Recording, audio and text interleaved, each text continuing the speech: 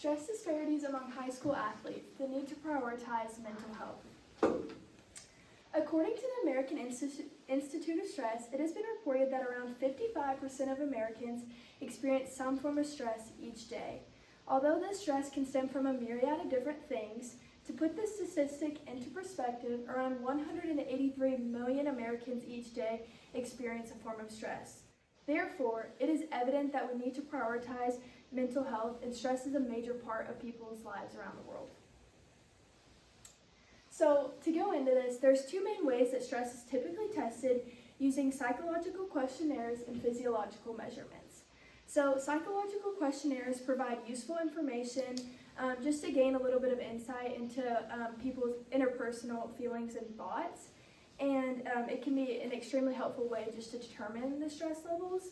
While on the other hand, physiological measurements can consist of the measurements of heart rate, blood pressure, and even the different stress hormones in our bodies. So although for my specific research, I didn't necessarily focus on physiological measurements, it's definitely a common way that stress is tested, and it can be very useful.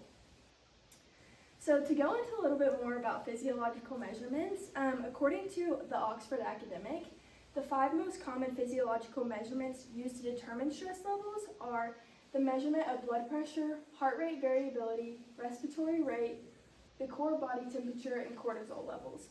So although these measurements are common ways that stress is tested, these aren't the only things that can heighten these levels.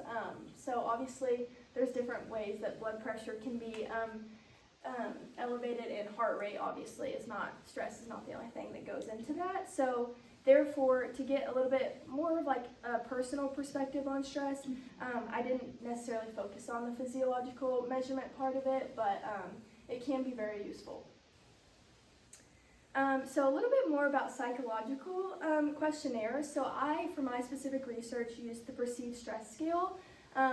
So the Perceived Stress Scale is commonly referred to as the PSS, is a common psychological questionnaire used to determine an individual's perception of their stress and where that might stem from. So typically the PSS is measured on a 0 to 4 scale, where 0 would be never and 4 would be very often.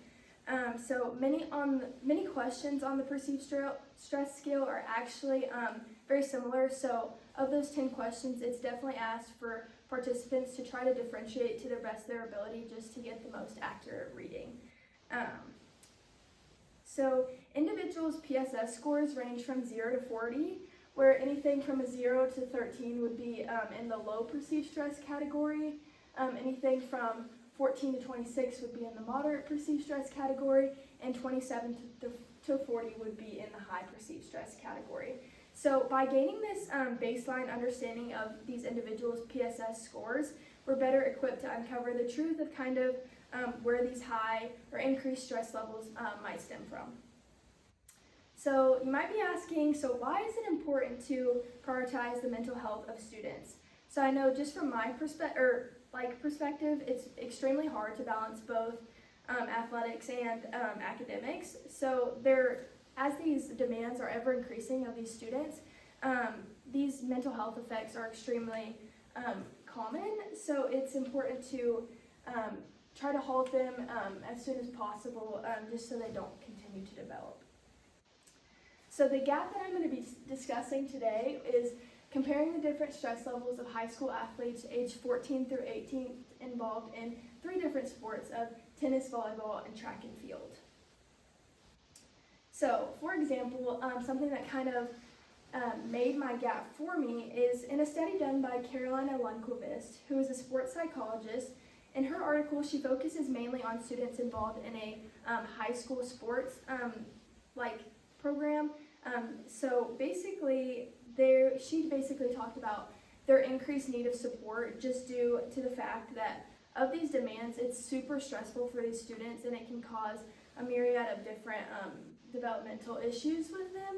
And in addition to this, in a study conducted by Strohmeyer focuses mainly on the importance just high school students in general, just to keep their stress levels to a minimum just because of the fact that there's increased risk for disease and developing illness later in life to prolong stress. So obviously there is clear differences in focal points of these two articles. However, they both did focus on kind of the high school aspect of it, where I've seen more, where it's more focused on college athletes, which obviously makes sense. They're probably in a lot more stress than high school athletes. But for my specific research, I was more interested in focusing on like specific sports, and if there was a specific sport that played in a factor into increased levels of stress for students at my high school. So the research questions today are, what are the common themes of stress amongst high school athletes involved in tennis, volleyball, and track and field? So to go into my research method and to effectively determine the common themes of stress found throughout my research, the best research design for my specific research was a survey. Surveys typically yield both qualitative and quantitative data, which can help to provide more of a complete picture of the population that is being researched. And more specifically, as referred to in some of the previous slides, my individual research used the perceived stress scale to collect my preliminary data for participants in my study. So as I mentioned before, scores ranging from 0 to 13 were low perceived stress, 14 to 26 were in the moderate perceived stress range, and 27 to 40 were in the high perceived stress range.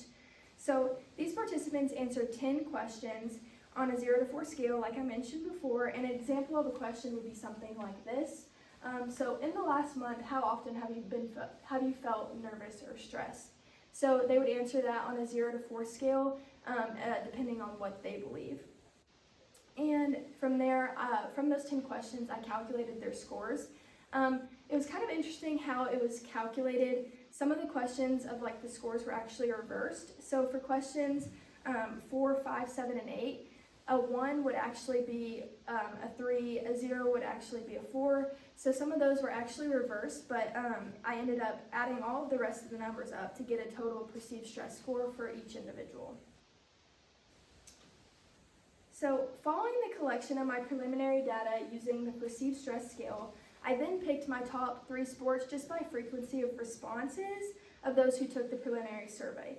And then from there, I picked 11 randomly selected students to participate in one-on-one interviews, just to provide me with a little bit of a more complete picture of the main stressors that cause them to have increased levels of stress. And most of my questions that I did ask them were pretty much along the same range of kind of what was asked on the perceived stress scale, just to get a little bit of a better understanding of where these scores came from. So more into some of my data from the perceived stress scale, it compiles students into 3 basic categories, low, moderate, and high, and of the 38 responses, 5.2 of participants fell into the low category, 84.2 actually fell into the moderate perceived stress category, and 10.5 were in the high perceived stress category. So this is kind of a different look at it. There's kind of like a bimodal type of distribution here. So actually my specific research, they ranges from 5 to 30, so luckily no one went over 30, so no one's extremely stressed. But the median perceived stress score was actually 19.5, which is obviously in the moderate perceived stress. And in addition to this, the average of all the scores was 20.27. So that also falls into the moderate perceived stress range. So the average indicates that of all these 38 students that took the preliminary survey, they mostly fell into the moderate perceived stress category. So from there, I went into my personal interviews, and with my personal interviews, I came up with these 5 themes. So the research question of what are the common themes of stress amongst high school students involved in tennis, volleyball, and track and field can be answered by these themes of the balance between athletics and academics, errors with communication, conflicts with coaching, performance pressure, and interpersonal conflict. So following the completion of these interviews, I believe these are some of the 5 of the reasons that increased levels of perceived stress have rows and the years. Okay, so after reading these themes on the previous slides, you might be asking, okay, so what do these themes actually mean? What do they suggest? So after discussing with all 11 participants and coming up with those 5 themes, I thought it was important to stress some of the common notes and things that people said just through the interviews and kind of dive in a little bit into that.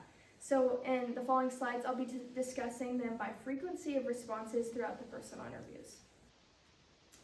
So my first recurring theme would be the balance between athletics and academics.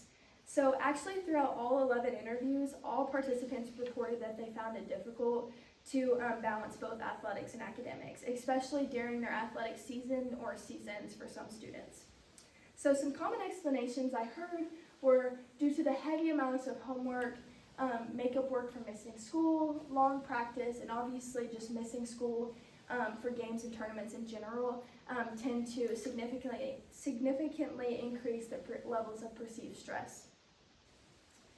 My second recurring theme would be errors with communication, and actually 7 out of the 11 participants spoke of a myriad of different situations that came to mind when they thought of errors with communication.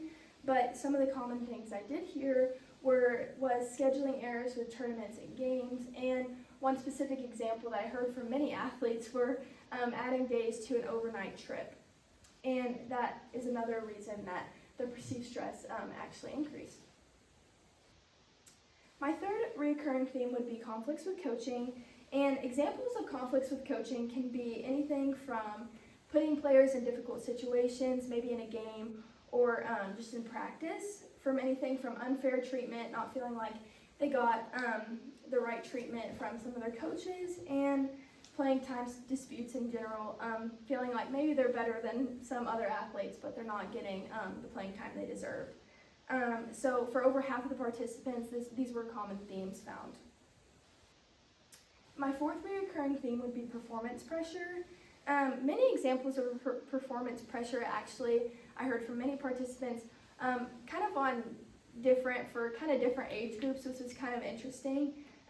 But anything from pressure from their coaches to pressure from just to do well, pressure to do well for their teammates, or not wanting to let their team down in general, or even feeling like there's pressure from their parents just to be the best they can, be the state championship, win every game. That's something I heard commonly throughout the personal interviews. And my fifth and final recurring theme was interpersonal conflict. So this actually kind of yielded responses from one specific sport, which was kind of interesting. And they all seemed to have a similar kind of perception over this. So oftentimes I heard some athletes say that they felt unwelcome in the sporting environment, but one specific example of a player rejoinment issue on one of the teams ended up causing a little bit of heightened perceived stress and just put these players in difficult situations. So this was a common theme that I also heard from one specific sport. So now as we move into our conclusion and implications of this research, you might be asking yourself, okay, so we talked about these 5 common themes that arose from the 11 personal interviews. What do these results suggest? What now from here? So after hearing from all 11 participants, it is evident that participants involved in the study had similar perceptions on the reasoning behind their high levels of perceived stress. However, many individuals had diverging themes and opinions depending on which sport they played. However, there are some limitations to the specific research. So one of the major limitations that was apparent to me was the fact that there's actually, from frequency of response and from my perceived stress scale, there's actually a sport that yielded a lot more responses than any other sport. So therefore that could have made themes develop a certain way. Obviously, students on the tennis team obviously will have different opinions and themes that arise from students on a different team like the basketball team, which I didn't get many responses from them in general. So that could end up creating bias. And then addition to this, due to the extremely small sample size, many of those that involved in the interviews could be close friends and therefore kind of share their answers, what was said, and obviously they come from similar socioeconomic backgrounds, so that could also end up creating bias and develop certain themes that maybe wouldn't be the same at a school as Cooper friendship. However, the impact of this research is far-reaching. So, however, the study, though was limited to a small population, it helped to expand upon the need to prioritize and understand the reasoning behind these high levels of perceived stress in athletes. Just due to these high demands of these athletes, understanding some of the common themes that arise among high school athletes could help pave the way for future research and help the continuous development of mental health disorders in the future. So no matter what, high school or college athlete, the continuous mental health crisis among young adults creates the need for research from all angles and at all levels to understand such an important and far-reaching issue. Thank you. Thanks, Campbell. Now, we have a few questions for you. You might have already answered them in the course of the presentation, but go ahead and say that information again. Okay, the first question, how did your review of the methods used by scholars in the field inform your selection of a research method or process that is aligned with your research question or project goal? Okay, so as I talked about early on in my research, I had two main sources that actually kind of developed my research method. Obviously, Carolina Lundquist, which she talked about like high perceived stress in just athletes at a sports high school, which I kind of related to that because I understand like throughout the like athletic season, it just increases so much because you just have so much going on. And then also Strohmeyer, who just focused on high school students in general and their increased levels of stress. That definitely paved the way for me to kind of find my research method and focus on specific sports at my school and kind of what themes are common amongst them. How do your findings provide directions for future research in the field? So my findings, although it was limited to a small population and maybe not all the sports that I kind of wanted, my findings, I guess, for future research, just taking with me some of the common themes that arose amongst my research, that can help further research kind of gain a little bit more insight of like, okay, so these high school athletes, these are some common themes that they felt were stressful for them. So maybe, okay, we'll look into this for college athletes and maybe see, okay, so here's what we need to work on. And so that's kind of how that can help for future research. Okay, and finally, if you could revisit your research process, what would you do differently and why? I think I would do differently just to get more results. I think maybe a different way to do the survey somehow. I just think, although I got almost 40 responses, it just wasn't enough. I got obviously a certain number of students that were involved in the tennis team, but also if I was able to do it all over again, I would probably try to do sports at different schools in addition to not just at my specific high school, just because obviously certain themes can arise here while they might be different somewhere else. Thank you.